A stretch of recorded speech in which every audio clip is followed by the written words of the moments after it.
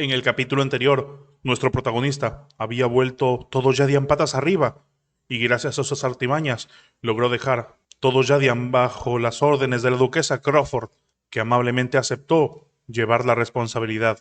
Esa gente, Jiraiya Sama habla. Continuamos con la historia de nuestro protagonista que compró su ciudad, y ahora tiene un harem de furras, y está defendiendo no solo su ciudad, sino todo un país. Sigamos con la historia donde la dejamos. Ahora cambiamos de escena. Se escuchan sonidos placenteros, hablándoles a su excelencia Shilling y a su excelencia Arman, llevándoles vinos. Esa era una habitación privada VIP en las afueras de Chang'an, en el spa del hotel de clase alta Hot Spring. Allí, los dos duques están sentados en su piscina, disfrutando de todas las virtudes que les pueden ofrecer, diciendo que están en la plena felicidad. Si hubieran sabido que Chang'an era tan cómoda, ¿por qué se habrían quedado en un lugar fronterizo como Yadian? El otro duque dice que todo eso era gracias a la amabilidad de su majestad Liu Feng por organizar un lugar tan maravilloso para ellos. Vemos que incluso están coqueteando con las conejitas que están atendiéndolos, y así, queriendo incluso hacer más cosas que eso. Pero ellas también se prestan para el juego. Y mientras tanto nos encontramos con nuestro protagonista, o más bien, Nicole, revisando una cuenta, diciendo que lo que más le gusta es que los invitados parecen muy felices. El hombre también está feliz de que los invitados de su majestad sean bien atendidos por el hotel, y ella agradece porque les den un detalle sobre los consumos, y también le pide que no se olvide de calcular todo lo que consuman en las mesas. El dueño del hotel está emocionado, diciendo que su majestad nunca se atribuye nada y es muy generoso. Agradece mucho, y también les habían dado un permiso especial para apostar. Con ello ganaría una fortuna. Sin embargo, ella dice que no. Esa vez, los dos caballeros tendrán que pagar sus compromisos por ellos mismos. Los dos invitados acaban de vender sus territorios y tienen dinero de sobra. Y a continuación, les da un cheque, el cheque del banco. Podía tomarlo él. Luego se retira con una mirada sombría diciéndole que se quede allí y atienda a los clientes, asegurándose de que se sientan bienvenidos. El hombre, poniéndose firme, agradece, asegurándose de satisfacer las expectativas de su majestad y que tenga un buen día. Y a continuación, Nicole se va pensando que ahora que han terminado allí, era hora de volver a preparar la comida para mañana. Era genial que el gerente sea tan sensato. Se pregunta cómo le irá a Elisa y a su excelencia Crawford en Yadian. Mientras tanto, cambiamos de escena y nos encontramos en la ciudad de Yadian. ¡Qué montaña de papeles!, decía la duquesa. ¿Cómo se puede hacer todo eso en una semana? Está sorprendida de la cantidad de documentos que hay allí. Elisa explica que a la izquierda está la acumulación de documentos sin procesar de la guerra, y a la derecha hay una lista de libros que el joven maestro Liu Feng sugirió leer, una cantidad que le parece bastante común. Ella pregunta si acaso era un complot de la dinastía para hacerla morir por exceso de trabajo. Sin embargo, lo lamenta. Sabía que debería haber sido mejor caer con su excelencia Shilling y su excelencia Arman. Pero ella responde que por desgracia no sería así. Explica que para estabilizar el gobierno de la región y garantizar el sustento de la población, se prohibió al gobernador dimitir a voluntad, salvo por razones excepcionales como la salud personal. La penalización por ello se castiga con una entrega de más del 80% de sus bienes personales y la confiscación de sus títulos de nobleza. Y todo lo anterior está registrado en el apéndice del documento. ¿Acaso lo había olvidado? La duquesa dice que esa era una cláusula para intimidarla. Era un negocio de corazón negro. ¿Acaso su elección había sido incorrecta? ¿Será simplemente atada a un barco pirata solo para ser comida y eliminada antes de que pueda salir de eso? Y de repente llega nuevamente su ayudante, diciéndole que había pasado algo malo a su excelencia Crawford. Ella pregunta qué había pasado. ¿Había ido el oficial recaudador de impuestos del Corazón Negro? El hombre le pregunta a qué se refiere, y ella pide que lo ignore, pues estaba simplemente sobreexagerando. A continuación, el hombre le dice que no era momento de bromas. La gente se había reunido en los jardines de su excelencia y parece que estaban muy exaltados. Ella debería ir ahora mismo para verlo. Es entonces que la gente pide que salgan. Necesitan explicación. ¿Acaso estaban tratando de engañar a la gente para que ellos puedan vivir una vida lujosa a costa de los demás? La gente estaba haciendo bullicio a las afueras. La duquesa le pregunta qué había hecho en su ausencia esas semanas, pero el tipo se defiende diciendo que nada. Hace unos días la gente estaba bien y cuando vieron la lista de la reforma se habló mucho acerca de ello, pero no se emocionaron demasiado. Y hoy, por alguna razón, habían ido allí gritando de buenas a primeras que la reina ha traicionado al país y los propietarios de las ciudades han prohibido la agricultura, por lo que no hay forma de sobrevivir. Y la dinastía Han quiere que una zona de guerra de amortiguación sea esa, que quieren que Yadian se convierta en tierra de nadie y así sucesivamente. Elisa dice que eso era muy repentino y organizado. Y por cierto, ¿dónde estaba el estratega que habló la última vez con él? Le preguntan si se refería a Cliff. Pensó que se había ido a Chang'an, cuando huyó poco después que los tres señores se fueran. De inmediato, la duquesa sospecha, preguntando si podría ser ese hombre. Elisa dice que su suposición era probablemente correcta. Él debe ser quien incitó a toda la gente. La duquesa aprieta los dientes con frustración.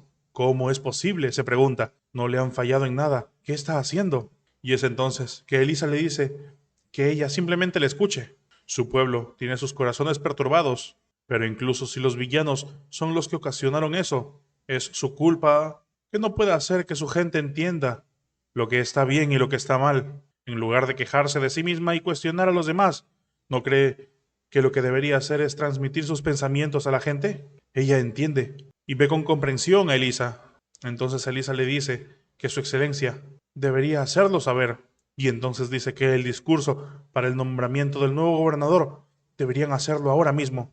Entonces vemos cómo se acerca hasta la cerca donde está la gente, pidiendo que les escuchen todos. Pero ellos preguntan dónde había ido la reina. ¿Acaso habían renunciado a ellos? ¿Bajo qué dictadura querían vivir? Schilling y Armand se habían ido. No estaban en Chang'an. Esos malditos nobles vieron el peligro y huyeron. Ella al parecer no puede decirles nada. La gente continúa gritando. ¿Acaso uno de ellos regresó? ¿Pero qué puede hacer esa inútil de Crawford? Finalmente, Elisa es la que habla primero, sujetando un amplificador. Pide silencio para todos, hablando muy fuerte, haciendo que todos se desorienten.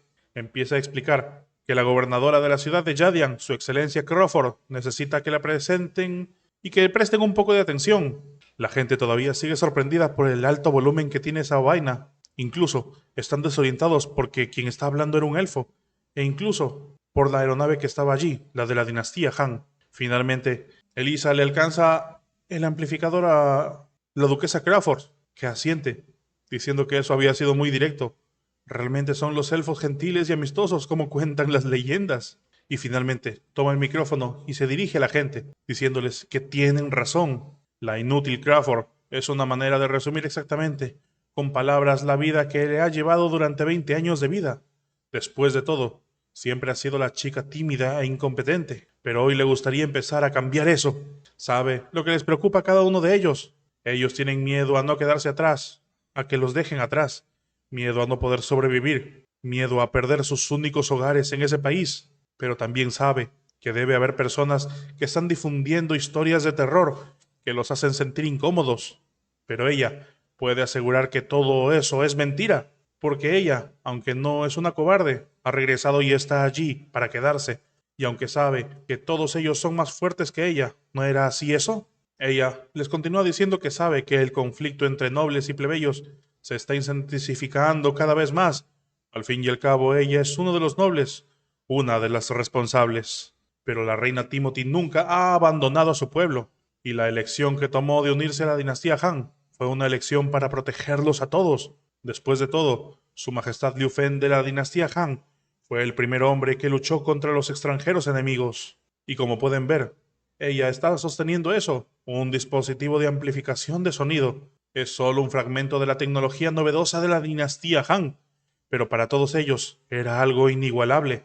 Trenes que corren más rápido de lo que vuelan los pájaros en el cielo, y barcos que volaban sobre las nubes. Esos ya no son sueños, todos serán importados lentamente a Yadian. Es momento de que todos presten atención. Ha llegado la era del cambio.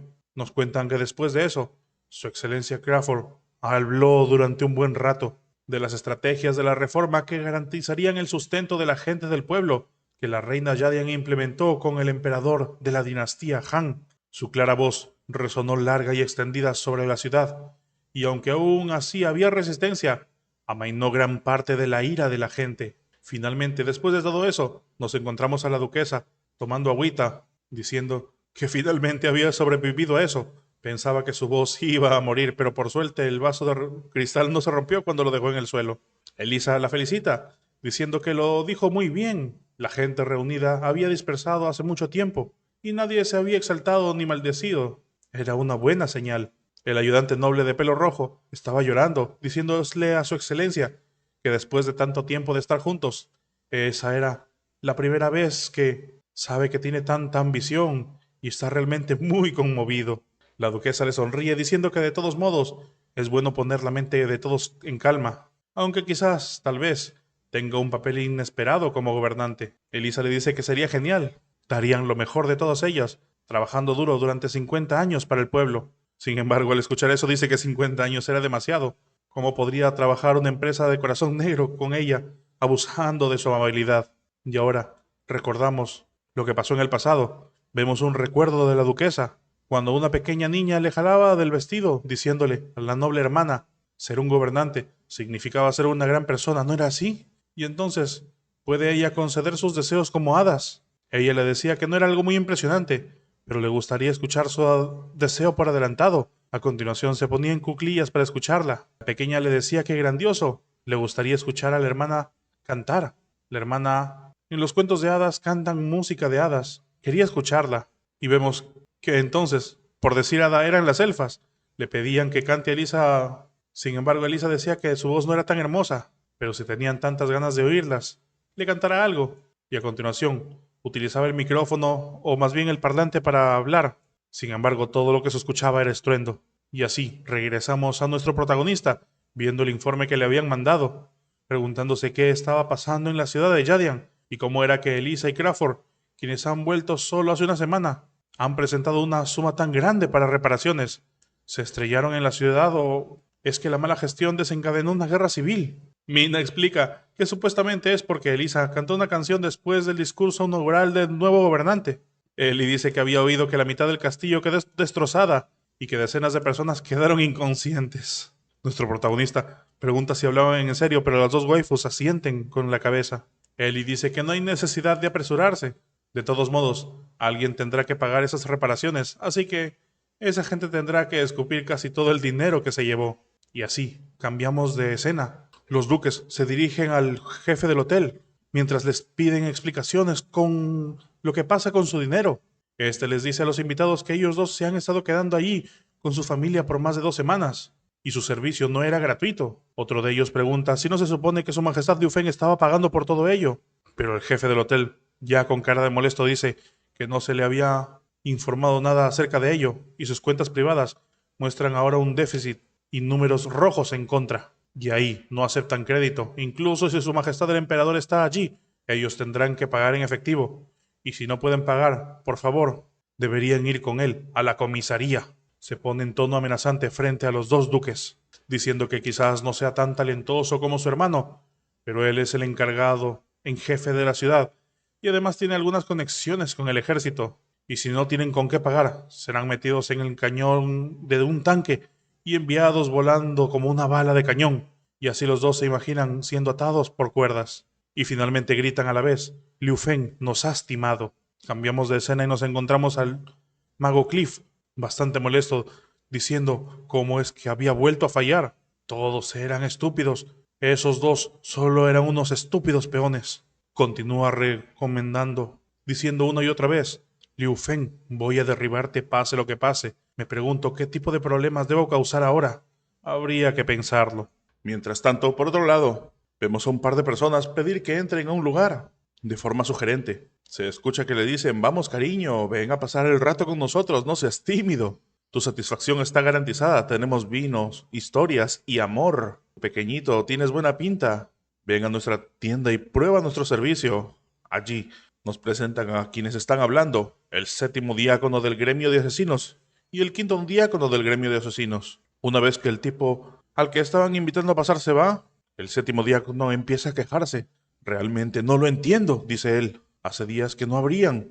¿Cómo podrían permitirse vivir así? El quinto le dice que hay que olvidarlo. Han sido impopulares por 1 o 2 días. Se quejan, sin embargo, diciendo que su dignidad no lo permitiría.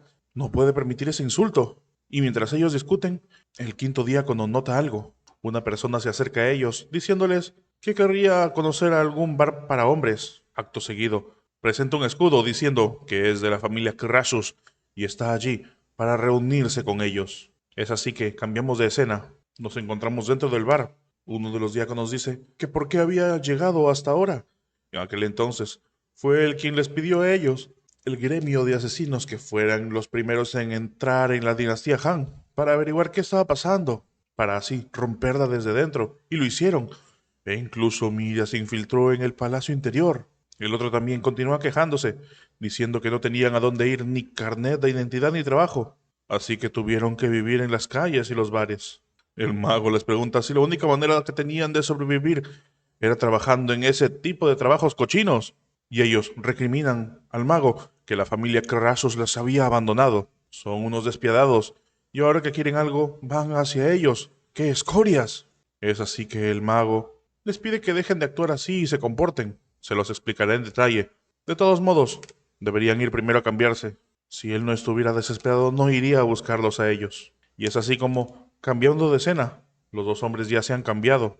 Uno de ellos, una vez cambiado, dice que no puede creer que no se haya puesto ese conjunto de ropa desde hace tanto tiempo. Era un poco nostálgico. El mago le dice que se preocupaba de que hubiera sido completamente domesticado. Parece que no se han olvidado de dónde vienen después de tanto tiempo. La mujer dice que escucharon sus razones, escucharán al mago, y si les complace o no les complace, decidirá si se encargan de él o no. El mago entonces dice que la familia no los ha abandonado. El dinero y el contacto se cortaron repentinamente porque el contacto fue asesinado por Liu Feng y el dinero fue retirado. En ese momento, la familia se preparaba para entrar en las tierras silenciosas y estaban luchando para encontrar una manera de ingresar. Así que, cuando se dieron cuenta de eso, simplemente acudieron a ellos. Pero para su sorpresa, ya habían abandonado la fortaleza a la que originalmente se encontraban, y no fue hasta hace poco que los espías redescubrieron el bar en el que se escondían. Los dos espías, completamente indignados, dicen que sí, que eso era lo que había pasado. Era la culpa de ese bastardo de Liu Feng. Su compañera le comenta que le había dicho que la familia no los abandonaría. Ellos son los culpables. Y así empiezan a llorar. Mientras tanto el mago piensa que no puede creer que se lo hayan creído. ¿Cómo puede una persona ser tan crédula y también ser un asesino realmente? Entonces continúa con su farsa, diciéndoles que así que esa vez la familia le había enviado para reunirlos a ellos y al mago y darles una nueva misión. Ellos deberían destruir el plan comercial de cultivos de Liu Feng que está promoviendo y dejen que la dinastía Han experimente una primavera sin cosechas. Él sabe que ellos pueden hacerlo. Ellos comentan que por mucho que les gustaría hacerlo, tienen que admitir que no pueden vencer a Liu Feng. El otro agrega que el cerebro del tipo es demasiado bueno y la gente que lo rodea demasiado fuerte. El mago, sin embargo, les dice que la razón por la que no podían luchar antes era porque tenían un poder limitado, pero no olviden que son los sabuesos de la familia Crassus, y ahora la ola elemental ha comenzado a crecer. Es entonces que alcanzan una especie de dispositivo. Ellos se preguntan qué era eso, y el mago les dice que es el más reciente suplemento de energía elemental desarrollado por la familia Crassus, que puede tomarse directamente para activar la frecuencia de interacción de cuerpos con los elementos del aire. Ellos dos se sorprenden, y el mago les explica que es hora de quitar las restricciones y hacer una escena por completo. Los dos exclaman que eso es genial. Con eso no pueden ser atrapados con la guardia baja. Y es así que cambiamos de escena. Por los campos, cerca de las montañas, se escucha un gran ruido. Alguien grita. Y esa era la elfa de pelo blanco, mirando sus plantaciones. ¿Cómo pudo suceder eso? Ayer las revisó y estaban bien. ¿Por qué sucedió eso de la noche a la mañana? ¿Cómo pudo? Pero piensa que no. Tiene que decírselo al pequeño Feng. Y es así que cambiamos de escena y se encontraba ella, diciéndole al protagonista lo que había pasado. Lo sentía mucho. Sabía que le habían confiado el cuidado de ese árbol de té, y en cambio ella, sin embargo el protagonista, está bastante sereno analizando la situación. La elfa continúa llorando, diciendo que estaba dispuesta a aceptar cualquier castigo. Sin embargo, nuestro protagonista le dice que no tiene que preocuparse. Ahí había algo sospechoso. Ellie dice que también realmente piensa eso. Al ver que nuestro protagonista coincide con Ellie, las cosas empiezan a ponerse aún más sospechosas. Mientras tanto, la pequeña Freya mira de un lado a otro. Ellie le dice a Dorothy si cuándo fue la última vez que regó el árbol, ¿se acordaba de ello? Ella dice que sí. Para ajustarlo a la mejor hora, registró que era alrededor de las 7 de la noche de ayer. 130 litros por acre. Ellie piensa que eso significa que los árboles de té deben estar en un estado húmedo. Dorothy accede. Sin embargo, nuestro protagonista dice que no. Todo lo contrario. La tierra también estaba seca. Obviamente, es un suelo fértil y también nutritivo, pero está tan seco como la grava. No, no es tanto que esté seco, es más como si el agua haya sido quitada directamente, como si algo lo hubiera hecho. Y es entonces que tanto Mina o Ellie como el protagonista dicen a la vez, alguien está manipulando los elementos para causar estragos. Alguien dentro se ha infiltrado en la ciudad de Chang'an. El protagonista le ordena a Dorothy que necesita que arranque y recoja esas plantas y las traiga a la oficina. Durante un par de días le pedirá que restaure la tierra y en un par de días el Ministerio de Agricultura le dará nuevas plantas de té y cuando eso pase ella tendrá que trabajar duro. Dorothy recibe unas pequeñas caricias en la cabeza y accede, diciendo que por supuesto que lo hará, prometiendo no fallar la próxima vez. Y mientras tanto Frey está mirando las hojas secas. Sin embargo, nota algo que no debería estar en las hojas secas. ¿Eso puede ser una pluma? Se acerca a examinarla. ¿Qué era esa pluma negra? Rápidamente empieza a recordar mientras ella caminaba por la ciudad. Ella caminando y de repente una mujer pájaro con esas mismas alas negras que podrían haber expulsado ese tipo de pluma negra. La mujer con las alas negras se ríe mientras ve a Freya, diciendo que tenía muchos agujeros en su defensa. Entonces se lanzaba hacia ella directamente con las alas negras. Freya de inmediato se da cuenta que está bajo ataque. Inmediatamente empuña su arma y con un rápido movimiento bloquea todas las armas que se dirigían hacia ella. Pero esas no eran armas, eran plumas de la mujer. La mujer, luego del ataque, finalmente aterriza en el suelo. Y Freya le dice que había pasado mucho tiempo, pero aún así sigue interesada en ello. Y finalmente la reconoce. Ella era Mira. Mira la saluda, diciéndole que aún se acordaba de ella. Suponía que recibió el mensaje que le dejó, ¿no era así? Freya pregunta si la pluma en el campo era realmente suya. ¿Qué estaba pasando allí? Ella explica que estaba respondiendo a una llamada del gremio de asesinos. Tal vez todavía pueda ser un espía enemigo o algo así. Le pregunta si su joven maestro no consideraría contratarla, pues después de todo todavía era una niña, y a continuación intenta acariciarla. Sin embargo, Freya al parecer no le gusta mucho eso. Le preguntan cuál era su plan y por qué no va a buscar al joven maestro ella misma. Sin embargo, ella le pregunta por qué haría eso. Por supuesto que es para evitar que las sospechas de sus compañeros de gremio. Pero no debería preocuparse ella, la pequeña Frey, pues se lo contarían todo, y le pide que recuerde decírselo a Liu Feng de su parte, comentándole que había pasado mucho tiempo, la invita a charlar. ¿Qué le parecía si comían una pizza? Ella invitaba. Y mientras las dos se van, desde atrás, vemos a los otros dos hombres que habían estado con el mago de Crassius. La mujer dice que parece que tenían la opción correcta. Habían tomado la decisión buena al llamar a Miria. El otro dice que por fin podrán ajustar cuentas. Solo espera y verás, Liu Feng. Y hasta aquí el capítulo de hoy, chicos. Esperen un nuevo capítulo la siguiente vez. Si quieren continuar con la historia, háganlo a partir del capítulo 442. Yo soy Jiraiya Sama. Nos vemos pronto. Chao.